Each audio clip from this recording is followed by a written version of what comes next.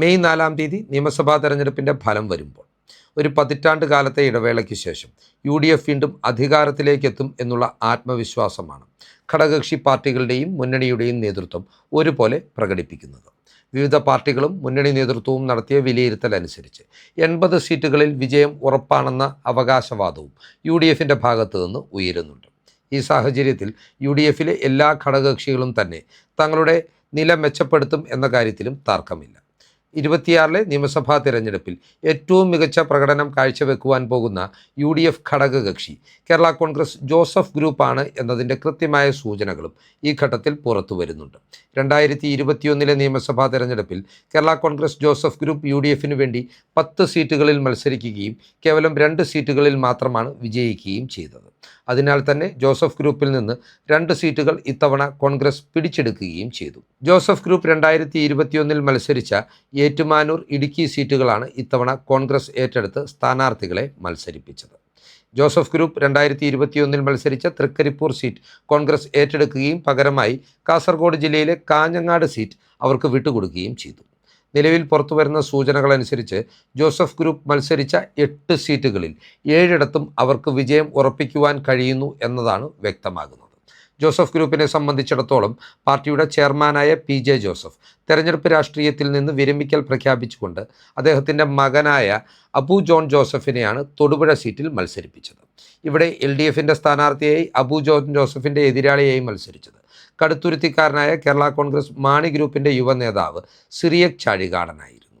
മണ്ഡലത്തിൽ യാതൊരു രീതിയിലും പരിചിതനല്ലാതിരുന്ന സിറിയക് ചാഴികാടന് പ്രചരണഘട്ടത്തിൽ മണ്ഡലത്തിൻ്റെ അതിര് തെറ്റി മറ്റൊരു മണ്ഡലത്തിലേക്ക് കടന്ന് വാഹന പ്രചരണം നടത്തുന്ന നാണക്കേടും നേരിടേണ്ടി വരിക ഈ പ്രചരണകാലത്ത് ഉണ്ടായി. ഏതൊക്കെയാണെങ്കിലും നിലവിൽ പുറത്തുവരുന്ന റിപ്പോർട്ടുകൾ അനുസരിച്ച് അബു ജോൺ ജോസഫ് 25,000-ത്തിലധികം വോട്ടുകൾക്ക് വിജയിക്കുമെന്നാണ് ജോസഫ് ഗ്രൂപ്പ് തന്നെ വിലയിരുത്തിയിരിക്കുന്നത്. PJ ജോസഫിൻ്റെ കാലശേഷം കേരള കോൺഗ്രസ് ജോസഫ് ഗ്രൂപ്പിനെ നയിക്കുവാൻ പോകുക കടുത്തുരുത്തി MLAയും മുൻ മന്ത്രിയുമായ മോൻസ് ജോസഫ് ആണ് എന്ന കാര്യത്തിലും തർക്കമില്ല. പാർട്ടിയുടെ എക്സിക്യൂട്ടീവ് ചെയർമാൻ എന്ന നിലയിൽ PJ ജോസഫിന് തൊട്ടുപിന്നിൽ പാർട്ടിയിലെ രണ്ടാമൻ കൂടിയാണ് മോൻസ് ജോസഫ്. PJ ജോസഫ് മത്സരിക്കാത്ത സാഹചര്യത്തിൽ, നിയമസഭയിൽ ഇല്ലാത്ത സാഹചര്യത്തിൽ UDF അധികാരത്തിലെത്തിയാൽ ജോസഫ് ഗ്രൂപ്പിൽ നിന്നും മന്ത്രിയാകുമെന്ന് പ്രതീക്ഷിക്കപ്പെടുന്ന ആദ്യ നേതാവും മോൻസ് തന്നെയാണ്. മോൻസിനെതിരെ ഇത്തവണ കോട്ടയം ജില്ലാ പഞ്ചായത്തിൻ്റെ മുൻ അധ്യക്ഷയായിട്ടുള്ള വനിതാ നേതാവും പാലാക്കാരിയുമായ നിർമ്മല ജിമ്മിയെയാണ് മാണി ഗ്രൂപ്പ് കളത്തിലിറക്കിയത്. മോൻസിൻ്റെ ഭൂരിപക്ഷം എത്രയാകും എന്ന ചോദ്യം മാത്രമാണ് ഇതിനാൽ തന്നെ കടുത്തുരുത്തിയിൽ ഇപ്പോൾ സജീവമാകുന്നത്. മോൻസ് ജോസഫ് അബു ജോൺ ജോസഫിനേക്കാൾ ഭൂരിപക്ഷം നേടുമോ എന്നൊരു ചോദ്യവും കേരള കോൺഗ്രസ് വൃത്തങ്ങളിൽ സജീവമായി ഉയരുന്നുണ്ട്. അത്രമാത്രം ദുർബലരായ 2 സ്ഥാനാർത്ഥികളെയാണ് ജോസഫ് ഗ്രൂപ്പിൻ്റെ പ്രമുഖരായ 2 പേരെ നേരിടുവാൻ മാണി ഗ്രൂപ്പ് നിയോഗിച്ചത് എന്ന കാര്യം രാഷ്ട്രീയ വൃത്തങ്ങളെപ്പോലും ആശ്ചര്യപ്പെടുത്തുന്നുമുണ്ട്. മൂന്നാമതായി ജോസഫ് ഗ്രൂപ്പ് വിജയമുറപ്പിക്കുന്നത് ആലപ്പുഴ ജില്ലയിലെ കുട്ടനാട്ട് സീറ്റിലാണ്. കഴിഞ്ഞ 3 തെരഞ്ഞെടുപ്പുകളിലും ജോസഫ് ഗ്രൂപ്പിൻ്റെ സ്ഥാനാർത്ഥികൾ പരാജയപ്പെട്ട കുട്ടനാട്ട് സീറ്റിൽ പക്ഷേ ഇത്തവണ പാർട്ടിയുടെ വൈസ് ചെയർമാൻ കൂടിയായ റെജി ചെറിയാൻ സിറ്റിംഗ് MLA ആയ തോമസ് കെ തോമസിനെ മലർത്തിയടിക്കുമെന്ന കാര്യം ഏറെക്കുറെ ഉറപ്പാണ്. CPMൻ്റെ ആലപ്പുഴ ജില്ലയിലെ വിവിധ ഘടകങ്ങൾ നടത്തിയ വിലയിരുത്തലിലും സജി ചെറിയാൻ വലിയ ഭൂരിപക്ഷത്തിൽ കുട്ടനാട് സീറ്റിൽ നിന്ന് വിജയിച്ചു കയറുമെന്നാണ് അവരും കണക്കുകൂട്ടിയിരിക്കുന്നത്. റെജി ചെറിയാൻ 10,000-ത്തോളം വോട്ടുകളുടെ ഭൂരിപക്ഷത്തിലായിരിക്കും NCPയുടെ സംസ്ഥാന അധ്യക്ഷൻ കൂടിയായ ഇടതുമുന്നണിയുടെ സ്ഥാനാർത്ഥിയും സിറ്റിംഗ് MLA ആയ തോമസ് കെ തോമസിനെ പരാജയപ്പെടുത്തുവാൻ പോകുന്നത് എന്ന വിലയിരുത്തലിലേക്ക് രാഷ്ട്രീയ വൃത്തങ്ങൾ ഇതിനോടകം തന്നെ എത്തിച്ചേർന്നിട്ടുണ്ട്. ജോസഫ് ഗ്രൂപ്പ് 4ാമതായി വിജയമുറപ്പിക്കുന്ന സീറ്റ് എറണാകുളം ജില്ലയിലെ കോതമംഗലം സീറ്റാണ്. നമുക്കറിയാം 2021-ൽ ജോസഫ് ഗ്രൂപ്പിന് വേണ്ടി ഇവിടെ മത്സരത്തിനിറങ്ങിയ ഷിബു തെക്കുംപുറം എന്ന പ്രമുഖ വ്യവസായി തന്നെയാണ് 2026-ലും UDFിൻ്റെ സ്ഥാനാർത്ഥിയായി മത്സരരംഗത്തുള്ളത്. സിറ്റിംഗ് MLA ആയിട്ടുള്ള ആന്റണി ജോൺ ജനങ്ങൾക്കിടയിൽ വലിയ സ്വീകാര്യതയുള്ള നേതാവാണെങ്കിൽ കൂടിയും നിലവിൽ സർക്കാരിനെതിരെ അലയടിക്കുന്ന ജനകീയ വിദ്വേഷം ആന്റണി ജോണിൻ്റെ പരാജയം ഉറപ്പിക്കുകയും ഷിബുവിൻ്റെ വിജയം ഉറപ്പിക്കുകയും ചെയ്യും എന്നുള്ള കണക്കുകൂട്ടലിലേക്ക് ഇതിനോടകം പൊതുരാഷ്ട്രീയ വൃത്തങ്ങൾ എത്തിച്ചേർന്നിട്ടുമുണ്ട്.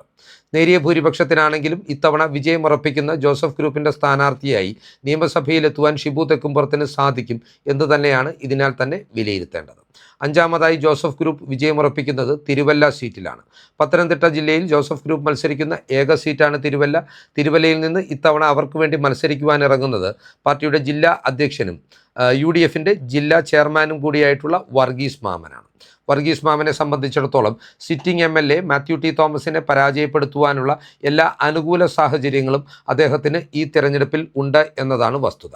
ഏറ്റവും ഒടുവിലായി മാത്യു കുഴൽനാടൻ 2018 പ്രളയവുമായി ബന്ധപ്പെട്ട് പുറത്തുവിട്ട വെളിപ്പെടുത്തലുകളും മാത്യു ടി തോമസിനെ വലിയ രീതിയിൽ പ്രതിരോധത്തിലാക്കുന്നതാണ് എന്ന കാര്യത്തിൽ തർക്കമില്ല.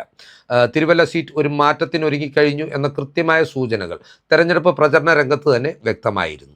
സാംസ്കാരിക നായകനായിട്ടുള്ള പ്രമുഖ സംവിധായകൻ ബ്ലസി ഉൾപ്പെടെയുള്ളവർ തിരുവല്ലയിൽ ഒരു മാറ്റം അനിവാര്യമാണ് എന്ന തുറന്ന പറച്ചിലും നടത്തിയിരുന്നു. അതിനാൽ തന്നെ വർഗീസ് മാമൻ എന്ന ജോസഫ് ഗ്രൂപ്പ് നേതാവ് തിരുവല്ല സീറ്റിലും വിജയമുറപ്പിച്ചു.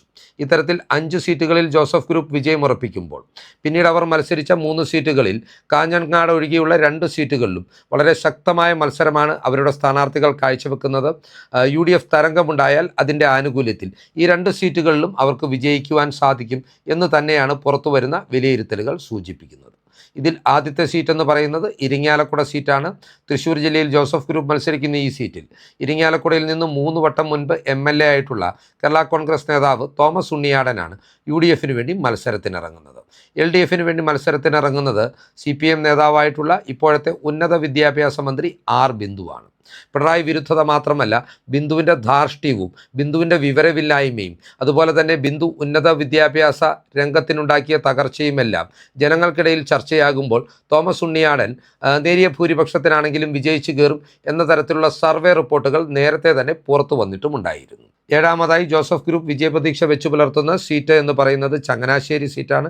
ചങ്ങനാശ്ശേരി സീറ്റിനെ സംബന്ധിച്ച് പറയുമ്പോൾ കേരള കോൺഗ്രസ് മാണി ഗ്രൂപ്പിൻ്റെ നേതാവും സിറ്റിംഗ് MLAയുമായ ജോബ് മൈക്കിളാണ് ഇവിടെ ജോസഫ് ഗ്രൂപ്പ് സ്ഥാനാർത്ഥിയായ വിനു ജോബിനെതിരെ മത്സരിക്കുന്നത്.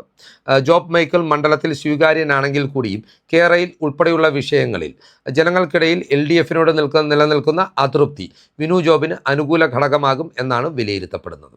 അതുപോലെ തന്നെ ചങ്ങനാശ്ശേരി നിയോജക മണ്ഡലത്തിൻ്റെ ഭാഗമായിട്ടുള്ള ഒരു ജില്ലാ പഞ്ചായത്ത് ഡിവിഷനിൽ നിന്ന് മാസങ്ങൾക്ക് മുമ്പ് അട്ടിമറി വിജയം നേടിയ നേതാവ് കൂടിയാണ് UDF സ്ഥാനാർത്ഥിയായിട്ടുള്ള വിനു ജോബ്.